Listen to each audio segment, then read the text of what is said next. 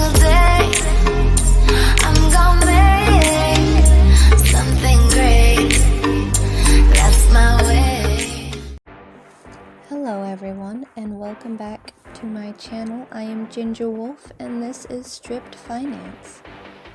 I am a feature entertainer and stripper, not a financial consultant. So any and all information received from this channel is meant only for educational, informational, and entertainment purposes. So please, if you have any questions or concerns, take it up with your financial consultant. Now with that out of the way, let's enjoy today's video. Bye! Hello everyone, welcome back to Stripped Finance, and on today's episode of Poor Life Decisions, okay, because it is once again 3 in the morning, and here I am. So, on today's video, we're going to be handling another Investopedia article, because I really like them, guys. They're quite informative.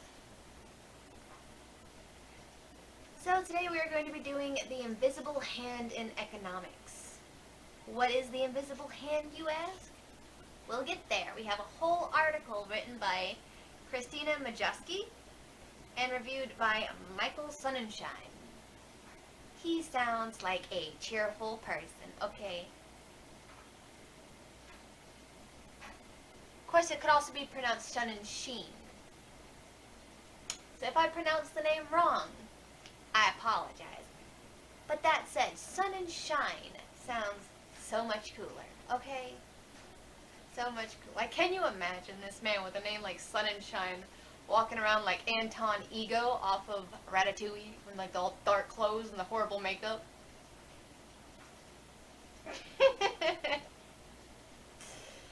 Okay, guys, let's get serious. It was also fact-checked by Ariel Courage. What is the invisible hand? The invisible hand is a metaphor for unforeseen forces that move the free market economy. Though individual self-interest and freedom of production and consumption, the best interest of society as a whole are fulfilled. The constant interplay of individual pressures on a market supply and demand causes natural movement of prices and the flow of trade. The term indivisible hand first appeared in Adam Smith's famous work, The Wealth of Nations, to describe how free markets can incentivize individuals acting in their own self-interest to produce what is societally necessary.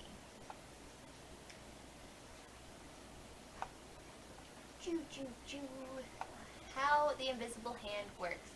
The invisible hand is part of laissez-faire, meaning the let do, let go approach to the market. In other words, the approach holds that the market will find equilibrium without government or other interventions forcing it into unnatural patterns.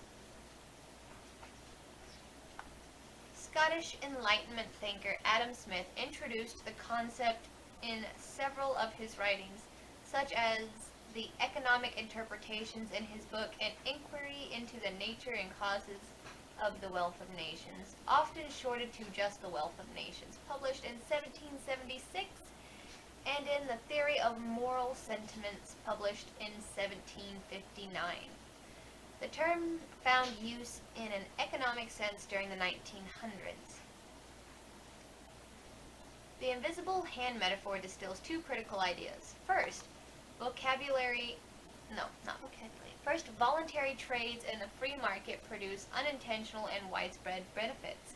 Second, these benefits are greater than those of a regulated, planned economy.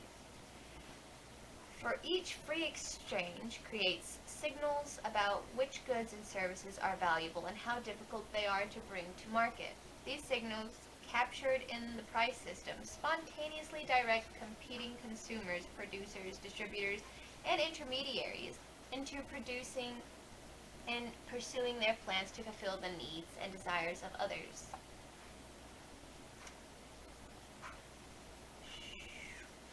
Special considerations. Business productivity and profitability are improved when profits and losses accurately reflect what investors and consumers want. This concept is well demonstrated through a famous example in Richard Cantillion's An Essay on Economic Theory, the book from which Smith developed his invisible hand concept. Now, just like a little example, right, when it says to accurately reflect. It's like when you were a kid and you really, really wanted this toy, and you made sure that you told them that you wanted this toy, and you still got socks. They thought that you would be happy with that, okay? Like, sure, you can use socks, but it's not what you wanted. So, of course, you're going to be unhappy about it. Alright, let's get back on here. Smith's An Inquiry into the Nature and Causes of Health of the Wealth of Nations was published during the First Industrial Revolution and the same year as the American Declaration of Independence. Smith's invisible hand became one of the primary justifications for an economic system of free market capitalism. As a result, the business climate of the U.S. developed with a general understanding that voluntary private markets are more productive than government-run economies. Even government rules sometimes try to incorporate the invisible hand. Former Fed Chair Ben Bernanke, explained the market-based approach is regulation by the invisible hand, which aims to align the incentives of a market participants with the objectives of the regulator. Why is the invisible hand so important? The invisible hand allows the markets to reach equilibrium without government or other interventions forcing it into unnatural patterns. When supply and demand find equilibrium naturally, oversupply and shortages are avoided. The best interest of society is achieved via self-interest and freedom of production and consumption. How is the invisible hand used today? As former Fed Chair Ben Bernanke explained, the market-based approach is regulation by the invisible hand, which... Didn't I just read this? Yeah, I just read this, which aims to align the incentives of market participants with the objectives of the regulator. Adam Smith wrote about an invisible hand in his writings during the 1700s, noting that the mechanism of an invisible hand benefits the market and benefits the economy and society thanks to self-interested individuals. Why is the invisible hand controversial?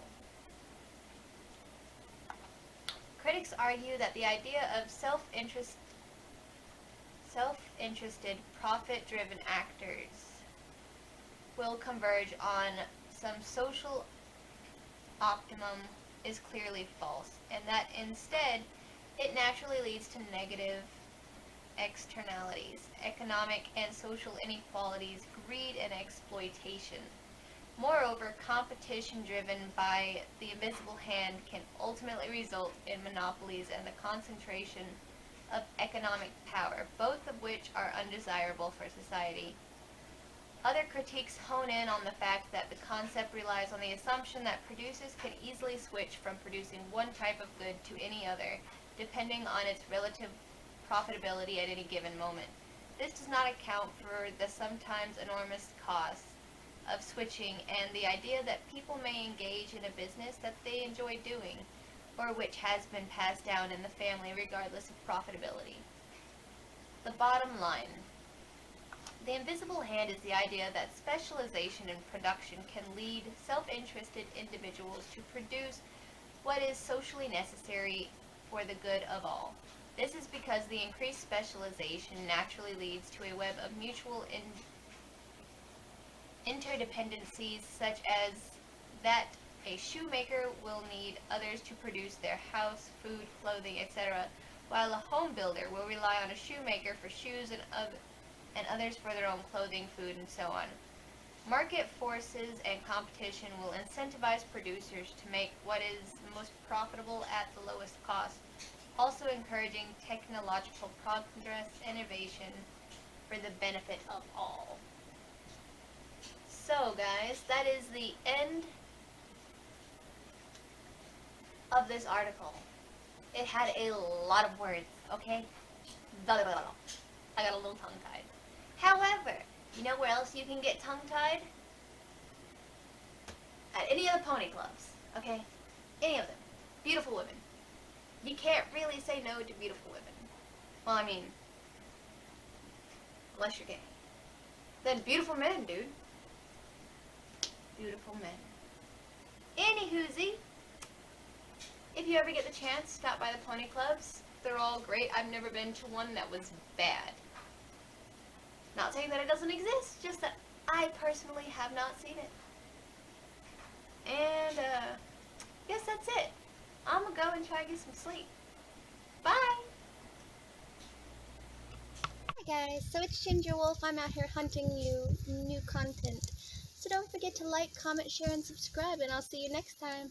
Bye!